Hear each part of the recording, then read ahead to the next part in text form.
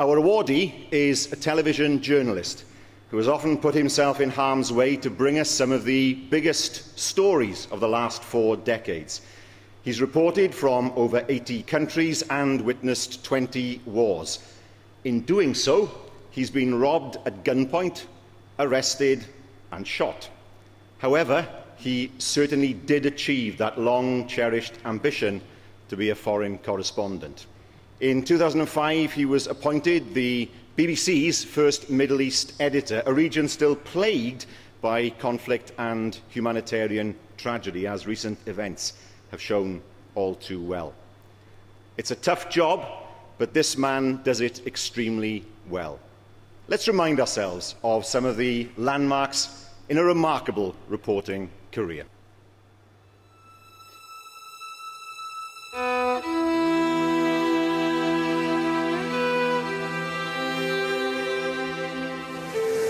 At the end of this cul-de-sac, on the outskirts of Lockerbie, the rescue workers found terrible devastation.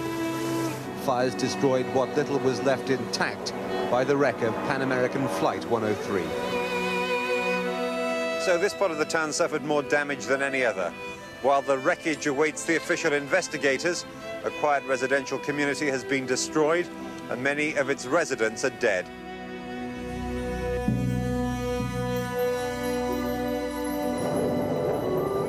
Last night, the air raids were among the heaviest of the war.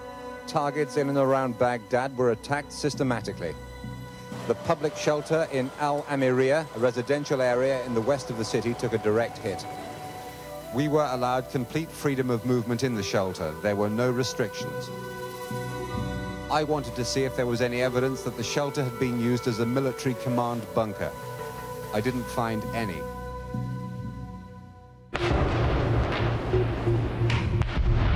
The crowds on the hill know that if the bridge falls, they will have savaged morale on the other side. It would be a strategic victory as well, because it's the route to the front line. The soldiers told us that the best way across is to run. Let's go.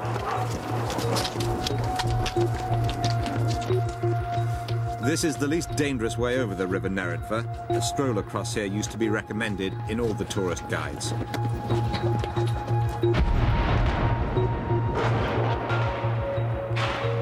Serb attacks against civilian targets are escalating steadily. There isn't a time or a place where the citizens of Sarajevo can feel safe.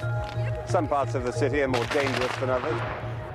This road became known as Sniper Alley, because there are a lot of snipers. You just drive as fast as you could.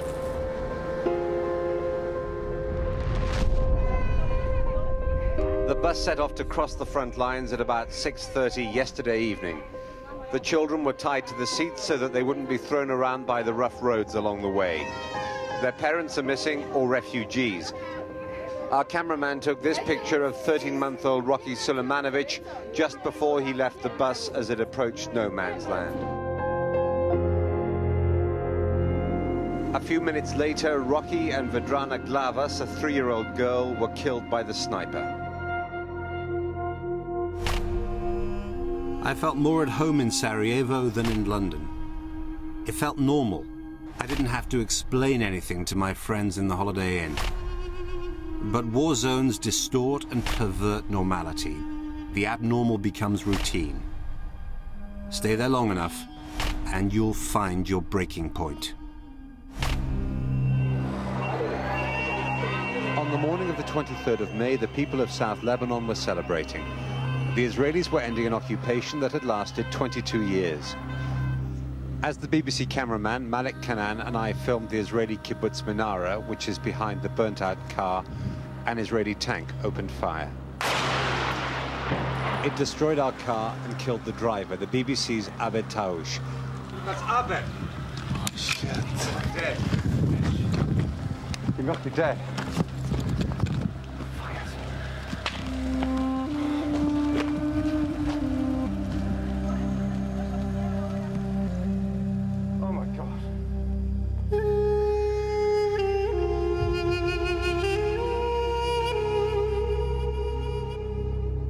The objective for a journalist in any kind of journalism especially in war journalism, is to tell the truth. That's all you can do. After so much and so many years, the people of South Africa have spoken. So help me God. There is real optimism that the poison has been drawn, that the violence will end, that they can start again. In Jerusalem tonight, tens of thousands of Israelis are still at the Knesset. They're clinging to the hope that Mr. Rabin did enough to make the peace process irreversible. Colonel Gaddafi has accused America of betraying him as he responded to growing international calls to step aside. Our Middle East editor, Jeremy Bowen, was the only British television journalist to speak to Colonel Gaddafi earlier today. No demonstration at all in the streets. Did you see demonstrations? Yes, I have, yes. Where? I saw some today. I Where? saw some in Zawiya. Yesterday I saw demonstrations. Are they supporting us?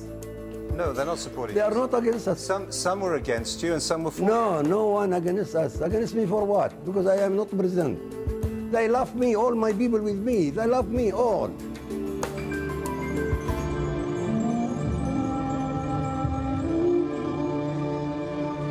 I suppose the things I've seen over the years, I will always carry with me.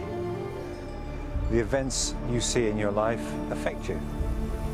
You'd be made of stone or concrete or something if they didn't. And it's a good thing that events that you see affect you. The Syrians say that any attempt to fight jihadi groups without their soldiers isn't going to work because they are experienced, battle-hardened, and they're fighting every day. The war in Syria isn't ending. It's renewing itself. And its politics are getting more tangled and more bloody. Jeremy Bowen, BBC News, I'm Beda.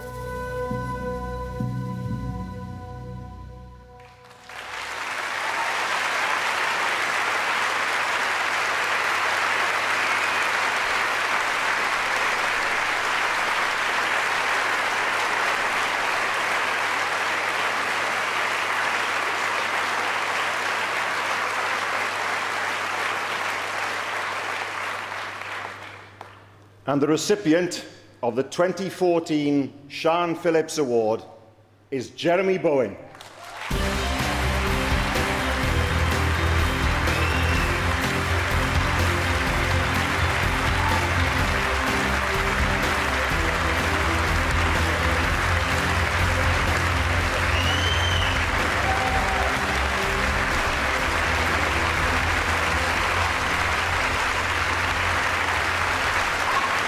Thank you. Thank you very much.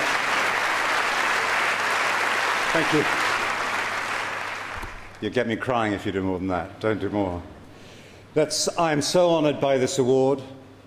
I'm so honoured as well by your reception tonight. I'm really touched by it. I never intended to be a journalist who, up to now in my career, and I'd like to emphasise that it continues, I'd never thought I'd be someone who's ended up going to 20 wars. It was not particularly my plan, but it's worked out that way.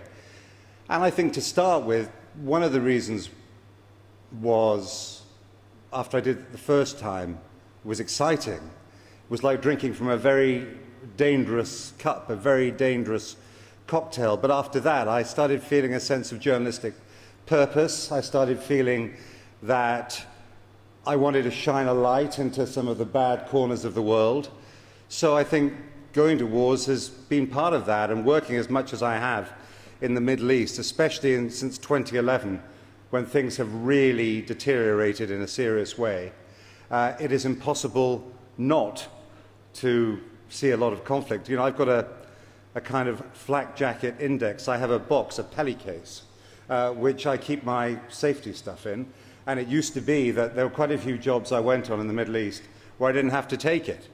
Or I'd take some stuff out, well, I need that, I don't need that. Now, almost everything I do, I take my flak jacket, I've got 2 kinds of gas masks, my first aid kits, you name it, because unfortunately, it's hazardous. It's not something that I would prefer to be doing in a sense, but it's an important story to tell, and I want to be the person who tells it. The price of seeing so much history is feeling some of the pain. you saw there when my colleague Abatouch was killed by the Israelis in South Lebanon. The worst day of my life, the last day of his. Explaining what happened to his wife and family the next day was not an easy job. It is a tough thing to do sometimes, and it takes a toll. And so I've got to thank my family who are here. They have put up with a great deal, my family, over the years. Without them, I couldn't have done it and couldn't continue to do it. So, ladies and gentlemen, BAFTA, thank you so much for this. It really means a lot to me. Wow, and it's heavy. Thanks. Bye-bye. So many incredible moments throughout your career, and it's probably impossible for you to pick one that stands out, but I'm going to try and ask you to. There are so many, and I can't really. I mean, you know, seeing things like the inauguration of Nelson Mandela, witnessing terrible things around the world. Unfortunately, much of my career has been about what people might describe as bad news, but it's very hard. I can't point to one. I mean, what has been a real privilege and continues to be that is that I have it's a bit of a cliche, but it's absolutely true. I've got a front row seat looking at history, and that makes up for the tough side of my job, which is being away a lot, being in danger sometimes, getting knackered. Getting shot. Getting shot. Yeah, I was shot last year. Yeah, all that stuff. People asked me after I was shot in Egypt, you know, you're going to give it up? And I thought, well, no, not really. I thought I ought to continue. How has the job changed over the years? It must be very different now to what it was when you first started. I think the fundamentals of reporting are the same in terms of trying to talk to people, find out what on earth has been going on. Use your eyes, use your ears. The technical side, the digital side, has changed beyond measure. Communications, the way we talk to London. When I started out, it was telexes, and now we have mobile communications, social media. I tweet, you know, I put things on Instagram. I do all that sort of stuff, as well as doing the rest of my job. So, but the fundamentals of being a reporter are the same. What has changed is sometimes how we receive the information, how we send it out, and also how our audiences get it and how they view it. You know, they can view it more or less now when they want to. They don't have to wait.